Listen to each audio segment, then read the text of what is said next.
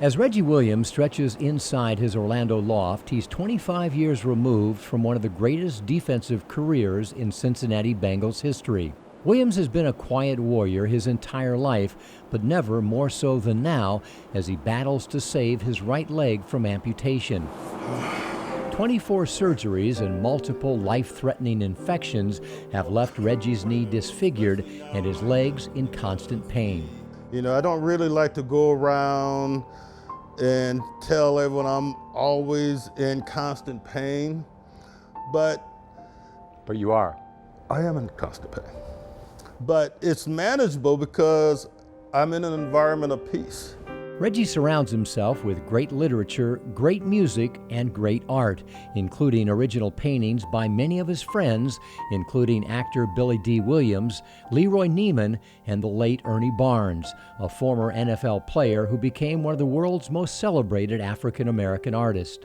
I met him my rookie year. I was so impressed with his genius of how Norman Lear discovered him for the Good Times series, made him the artist behind JJ, and then being the official artist of the '84 Olympics. And then obviously his breakout artwork that graced Marvin Gaye's album, Sugar Shack. So you get the chance to know the genius behind the paint stroke.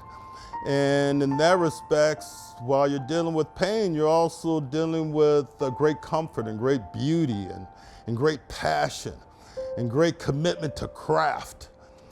And so with music and literature and great memories and keeping the brain stimulated and stimulating friends and conversation, yeah, pain, you know, is a part of the fabric of life. It's 90 degrees inside Reggie's loft because that's what the temperature is outside. His air conditioning is never on. The cool air tightens his damaged muscles and joints, making it difficult to stretch, which he does every morning of every day. His extreme flexibility compensates for multiple alignment problems, the result of being born bow-legged and exacerbated by 24 surgeries and infections that literally ate a good portion of his femur. Surgeries that left his right leg nearly 3 inches shorter than his left. And it's a great conversation starter, unlike any other appendage of my body. So I've come to love this thing. 24 surgeries, decades of pain, infections, frustration. How many people, Reggie, have told you lose the leg? Everyone. Everyone, including all of his doctors, have recommended amputation, which would end his pain and, with the use of modern prosthetics, give him back his mobility.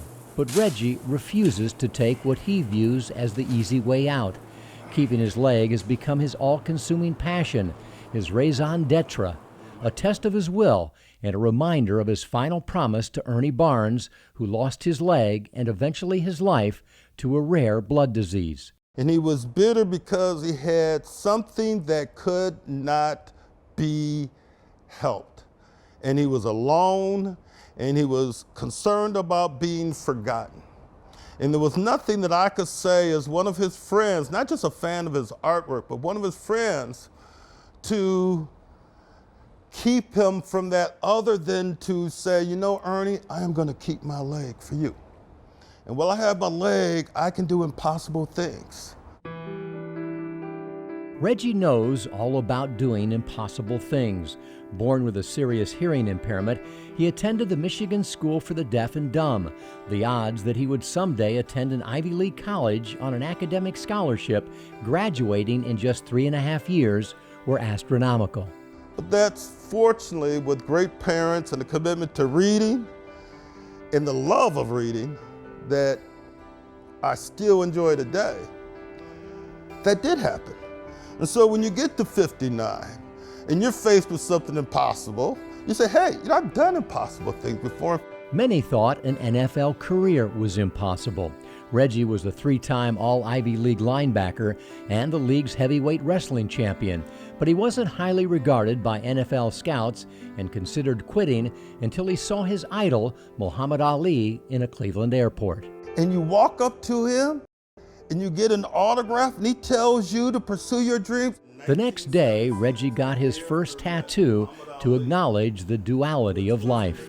I know there is good in everything bad. And I got the yin yang, because when bad things are happening, I've got to find that good. And so when adversity has always been my companion, I'm going to find the good in that adversity.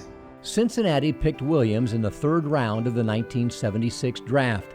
He made the all-rookie team and spent 14 seasons with the Bengals, leading them to 2 Super Bowls. 25 years later, he still holds several all-time team records. His success off the field was even more impressive, winning Sports Illustrated Sportsman of the Year award, the NFL Walter Payton Man of the Year award, and many others for his humanitarian service. But decades of football came at a steep price that he continues to pay every day. While many have a mantra or slogan that helps when times are tough, Reggie has a Victorian poem. I always believe you have to have something, deep etched into your soul that you will fall back upon in times of adversity. And so for me, it's always been Invictus by William Ernest Henley. Out of the night that covers me, black as the pit from pole to pole, I think whatever gods may be for my unconquerable soul. It matters not how straight the gate, how charged with punishments the scroll. I am the master of my fate. I am the captain of my soul. Wow. So I can go to war with that. It's a war that for the first time in years he appears to be winning. And when a journalist, realizing that he might not be headed for amputation, asked what his plans are next. Well, I said, I want to run. He said, where you want to run?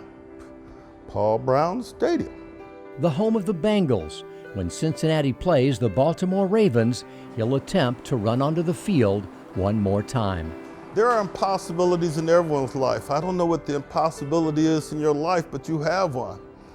For me, the quest to run is one of those impossibilities that I still want to make a reality. I want to run. I haven't run in 10 years. I want to experience that. Even though it can be painful, it's also exhilarating. Reggie Williams likes to dream the impossible dream. He's done it all his life, and he's doing it again.